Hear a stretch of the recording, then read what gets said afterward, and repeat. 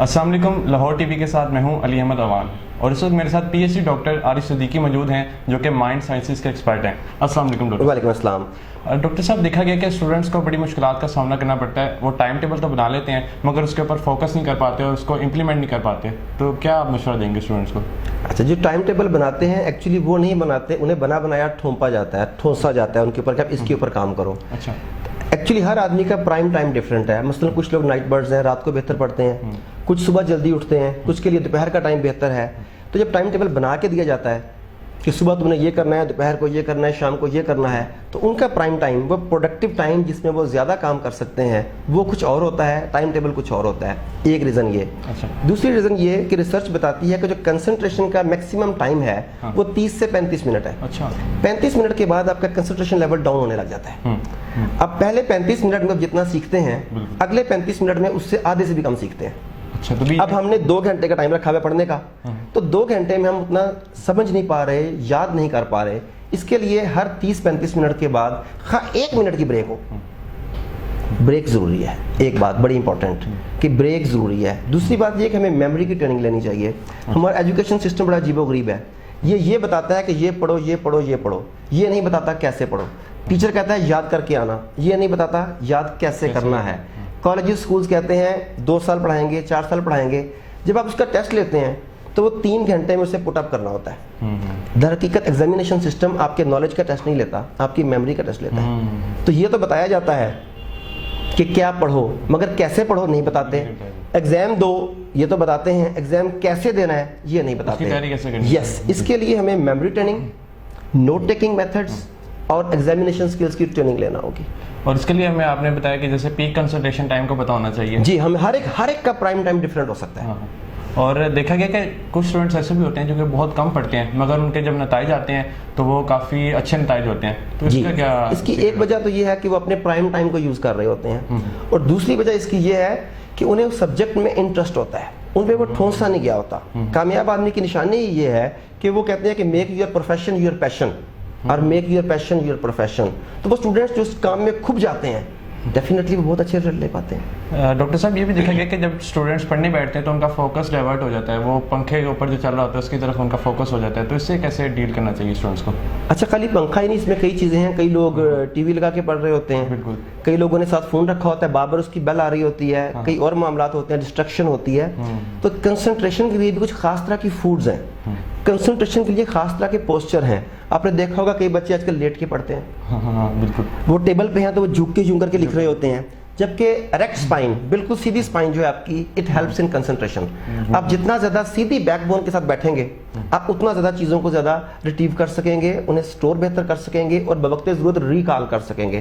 तो हमें फोकस के लिए एनवायरनमेंट को अपने मुताबिक करना होगा, अपने सिटिंग पोस्चर को, रीडिंग पोस्चर को ठीक करना होगा। और एक बड़ी इंपॉर्टेंट बात मुझे भी मेरे टीचर्स ने यही बताया था कि बोल के पढ़ो तो याद होता है। अच्छा। सॉरी टू से, उन टीचर्स की मैं बहुत रिस्पेक्ट करता हूँ मगर उन्हें सही बात शायद पता नहीं थी। बोल के याद नहीं होता। अच्छा। हमारी जो दिमाग है, हमारी जो मेमोरी है, ये तस्वीरों की सूरत में काम करती है। अगर जितने भी हमारे व्यूअर्स हैं, अगर एक लम्हे के लिए अपनी आंखें बंद करें please. Now I will say think about your loved one, जिससे आप बहुत मोहब्बत करते हैं, माँ बाप बहन भाई बेटा वट, उसके बारे में सोचें।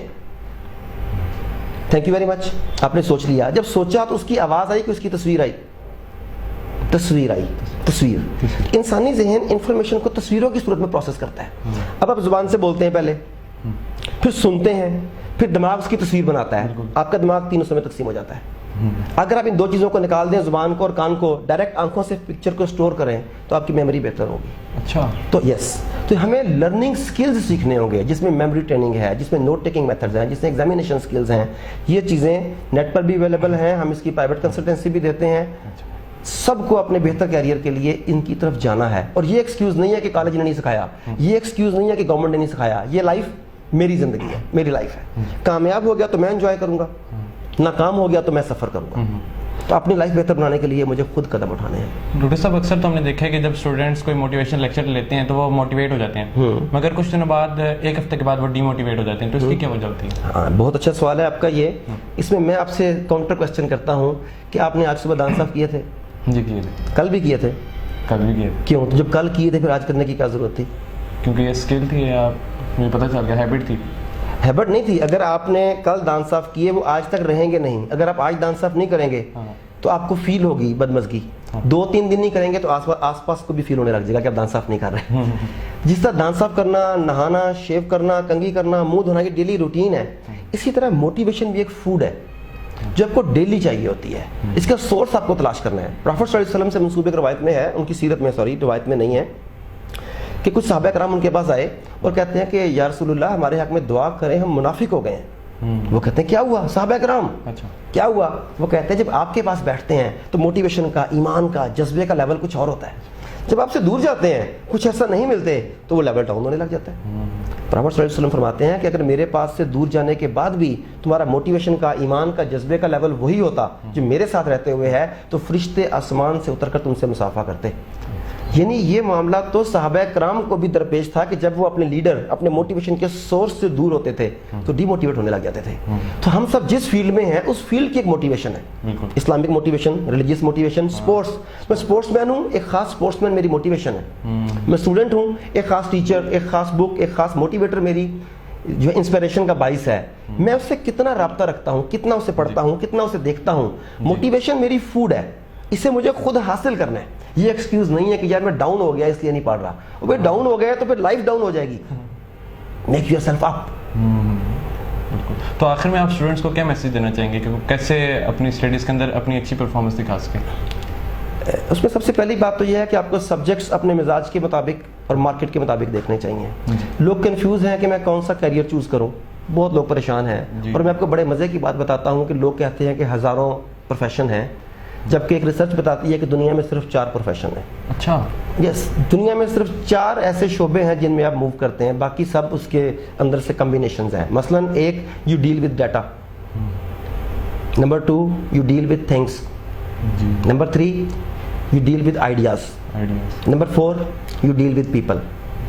अब आप किसी भी बिजनेस को, किसी भी जॉब को, किसी भी चीज़ को देख लें, वो इन 4 के अंदर है।